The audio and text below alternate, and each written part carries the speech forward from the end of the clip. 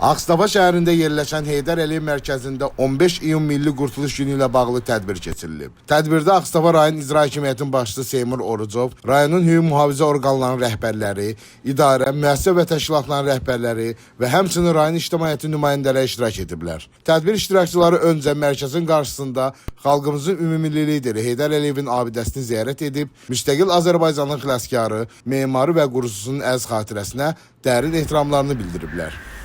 Tədbir Heydər Əliyev mərkəzinin geniş salonunda Azərbaycan dövlət himninin səslənməsi, vətənin müdafiəsi uğrunda canlarını fəda etmiş şəhidlərimizin və ümumi lider Heydər Əliyevin xatirəsinin bir dəqiqəlik sükutla yad edilməsi ilə başlayıb. Öncə Heydər Əliyevin həyat və fəaliyyətindən bəhs edən videoçaq nümayiş etdirilib.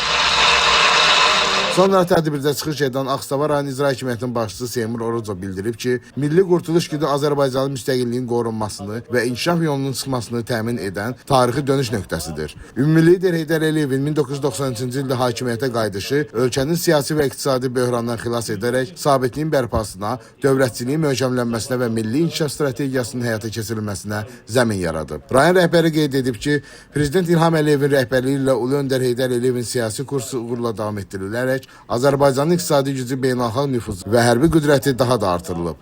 Ölkə tarixi imza atıb.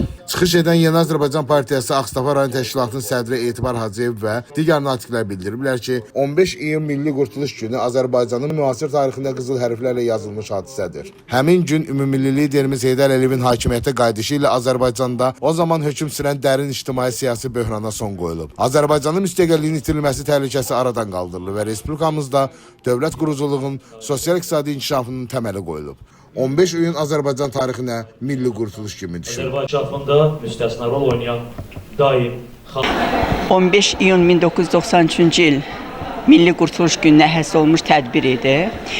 Qeyd etdiyim kimi, ümumiyyətlə xalqın, dövlətin tarixində, təqvim tarixində qeyd olunan hər bir günün özünün siyasi, mənəvi əhəmiyyəti var.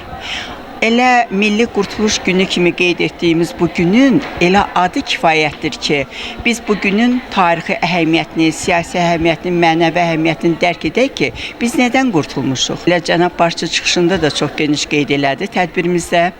Həmin il 1991-93-cü illər çox çətin bir zaman idi. Dövlətçiliyin yox olması, siyasi səbatsızlıq, qarşıdurma, vətəndaş qarşı dayanması, dövlətin parçalanması məhz belə bir zamanda Ulu Öndərin xilaskar missiyası ona gətirib çıxartdı ki, Ulu Öndər Azərbaycanı parçalamaqdan, yox olmaqdan, iqtisadi çətinliklərdən qurtarmış oldu və müstəqilliyimizin əbədi edilməsinə nail oldu. Bəli, ona görə biz bu tarixi günləri qeyd edərkən məhz Ulu Öndərin o dövlətçiliyimizi qoruduğu, sabitlik yaratdığı, qısa zaman ərzində Azərbaycanı dünya birliyi səviyyəsində tanıtmasına görə biz bunu Milli Qurtuluş Günü qeyd edirik. Ulu Öndərin siyasi kursunun layiqli davamçısı İlham Əliyev müstəqil Azərbaycanın dövlətçiliyini möhkəm iradə ilə, siyasi səriştə ilə irəli aparır. Tədbirdə ictimai televiziyada keçirilən Əlası verilişinin qalibi olmuş 11-ci sinif məzununu rayon İcra Hakimiyyətinin başçısı tərəfindən fəxri fərman və hədiyyə ilə və həmçinin ümumi təhsil məktəblərinin müəllimləri arasında Ulu Öndər adına keçirilən şahmat oyununun qalibləri isə fəxri fərmanla təltif ediliblər. Sonda məktəbli şagirdlər tərəfindən Azərbaycanın ilk xalq şairi Səməd Vurğunun Azərbaycan şeiri səsləndirilib. Murad Adiloğlu, Kamran Əskiparalı, Səs TV, Ağstafa.